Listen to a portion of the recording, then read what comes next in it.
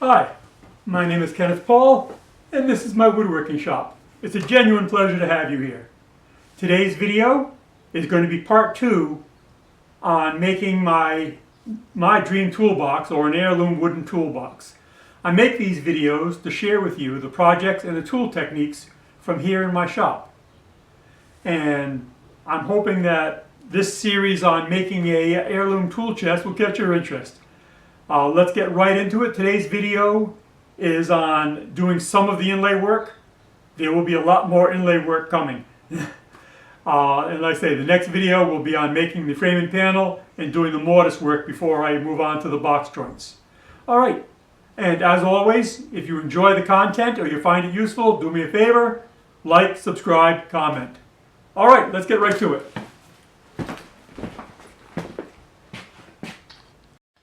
Alright, what I'm setting up for right now is starting to cut free these little inlay pieces I've already routed in. What I've done here is I double stick taped a piece of plexiglass over the design so that as I'm cutting them out they don't fly all over the place. They stay in position. Alright, let me set up on the bandsaw and I'll show you these being cut out. Alright, let's get to it. Alright, the dust collector is already turned on, and it's time to cut.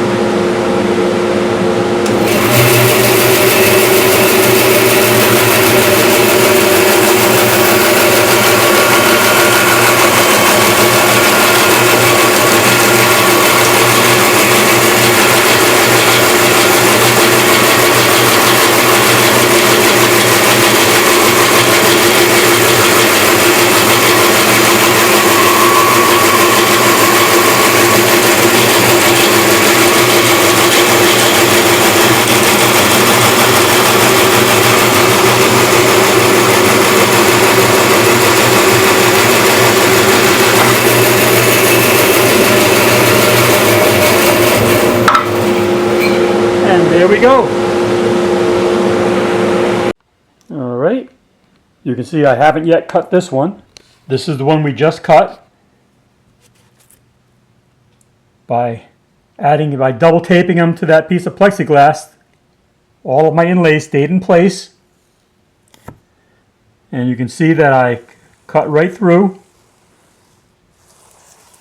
I was using a 3/4 inch Timberwolf resaw blade. Does a nice job. Now I just have to peel those free and we'll start inlaying those into their designs. Alright, let's get to it. Alright, what we have here is some of those inlay pieces cut out. Again, here's the piece they were cut out of. When you're cutting tiny inlay pieces, this is the best way I found to get them done cleanly.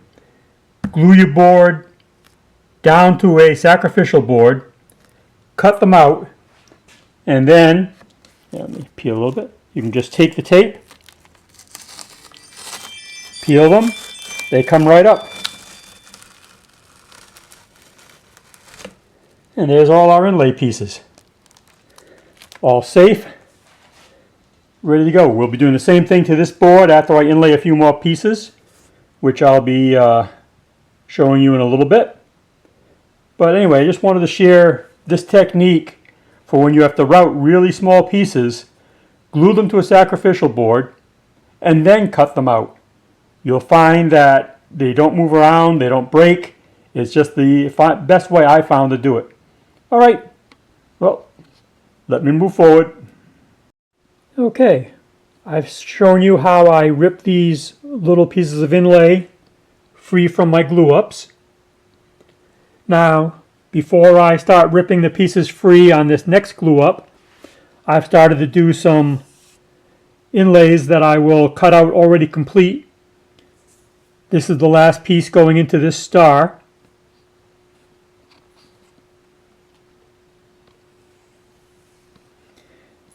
And the way this is done is a series of templates.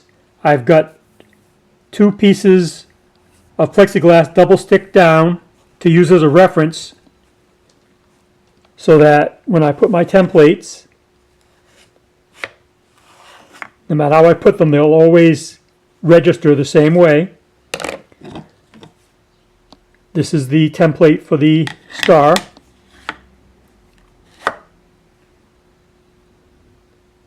Route 1, Route 2, Route 3, Route 4, and now we're about to Route 5, the last piece. And that will complete the star pattern. That way when I cut this inlay, when I cut this 1/8 of an inch piece of rosewood free of the poplar backer, this star will be ready to be inlaid as a complete design. All right, let me route this out. I'll show you me putting this in, and we'll go from there. Okay. All right, I have my template taped down with double-sided tape. I've got my router set for a 32nd less than the thickness of the inlay going in, so that it'll stand a little bit proud. I'll stand it flush.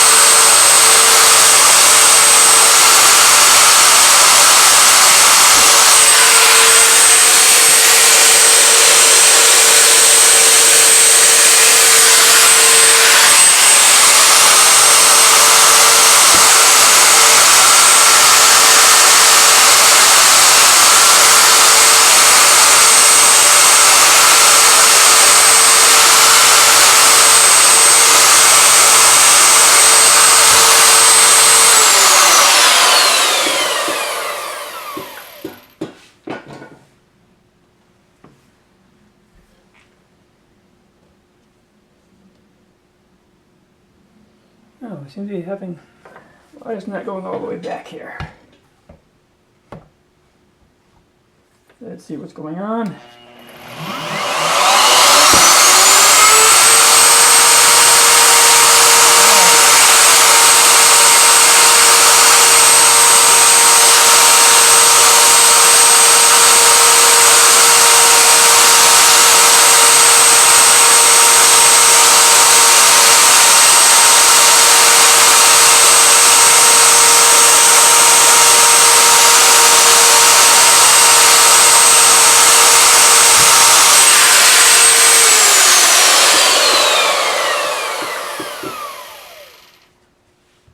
This piece of plexiglass is just a 32nd of an inch higher than this piece, so the router was catching up against it. It was stopping me from going all the way to the back of my template, so I just had to tilt the router up a little bit to clear that 32nd of an inch.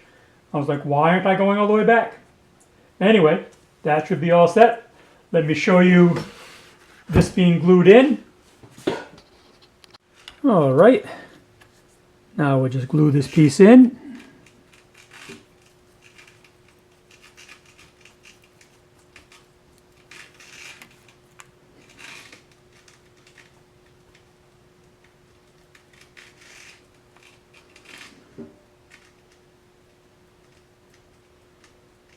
I always put glue on both pieces.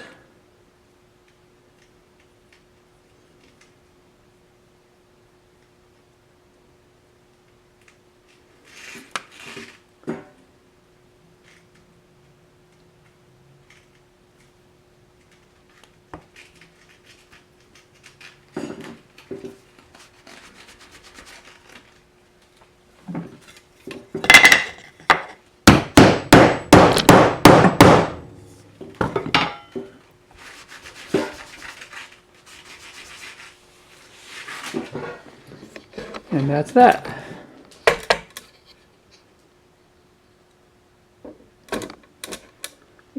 focus. When that dries, like I say, it's 32nd of an inch proud of the surface right now. I'll sand that when it dries, and that'll be one inlay complete. All right, I'll move on from here because we've got a lot of inlays to do. All right, let's get moving. All right, where we are now, I finished cutting free all of my inlays from the boards. I've left them taped to the pieces of plexiglass just because it's easier to keep them organized that way. You can see that I finished the star design, and I've created a recess to inlay it into.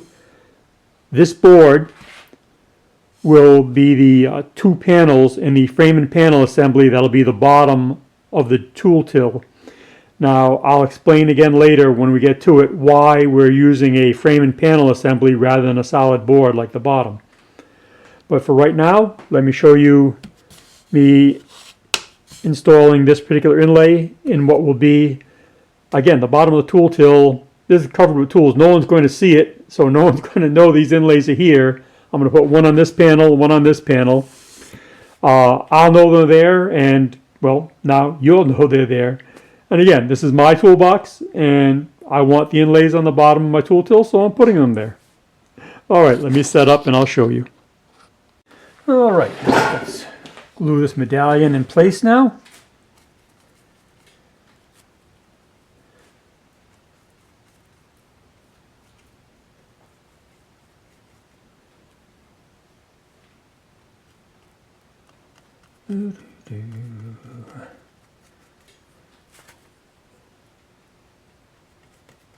Okay.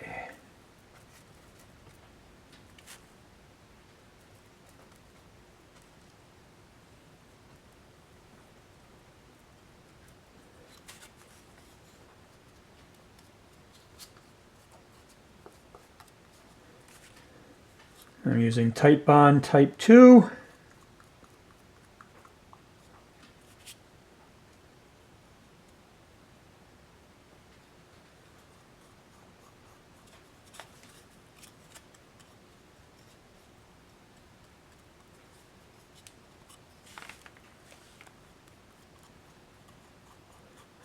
Okay.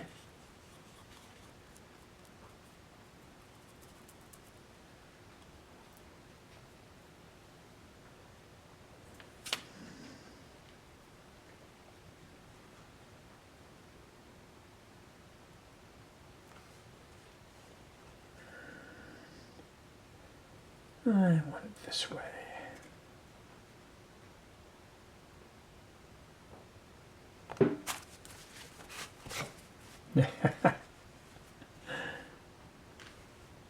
That looks about right. Right there.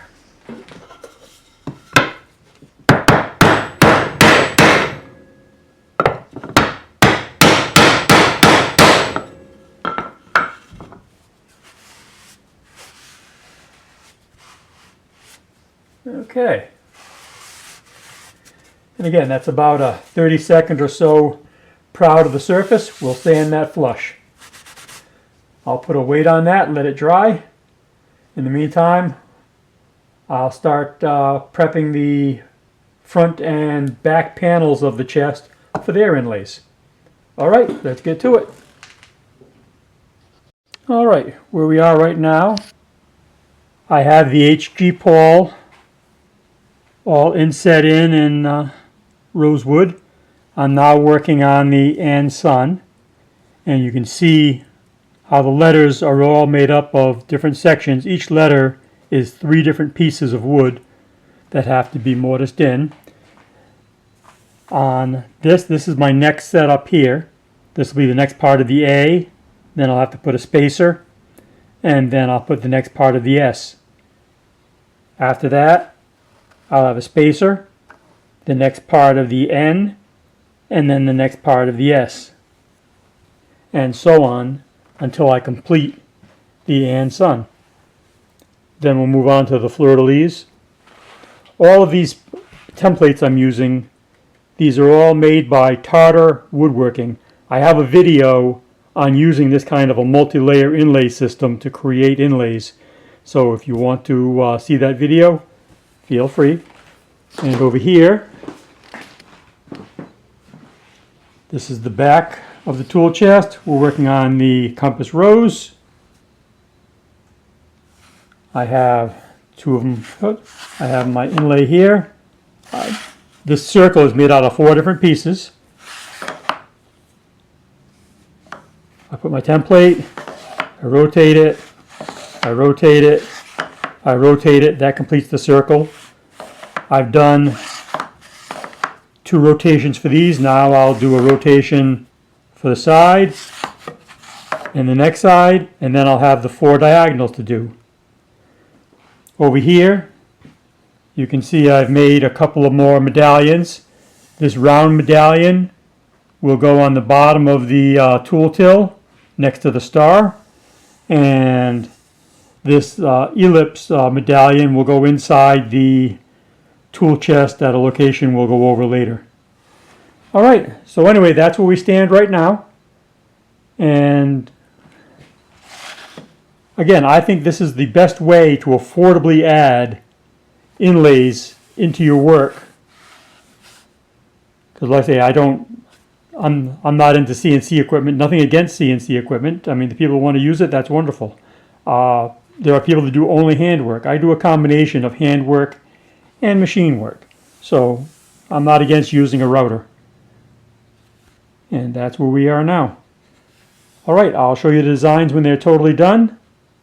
And then we'll move on to the next job, which will be the frame and panel work, then the mortising work, and then on to finger joining. Alright, that's it for now. Alright, where we stand right now is we finished our first round of inlay work. I've got the fleur-de-lis put in.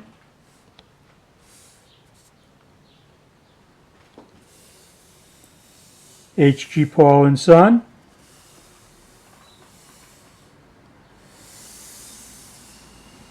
I say each one of these letters is 3 different inlays. First you inlay the centerpiece, then a side, then a side. The G is a top piece, a bottom piece, then the cross piece. The P is a top, bottom, and then the other piece. Again, these templates come from Tarter Woodworking, not a sponsor. And here we have our finished compass rose, done in lacewood and sycamore and rosewood. Same thing. Actually, the W is done in 4 different inlays.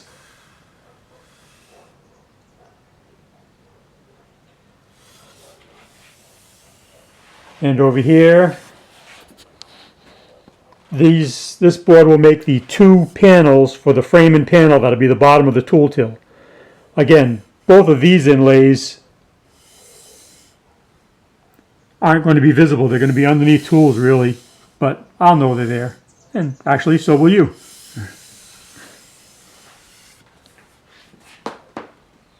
Alright, this makes us ready for our next step. This will be about it for video number 2 on making my dream toolbox. The next video will be making the frame and panel tool till bottom and the breadboard end center panels, and we'll also do the mortising work inside. I've got a mortise for the bottom of the tool till. I've got a mortise for the center divider.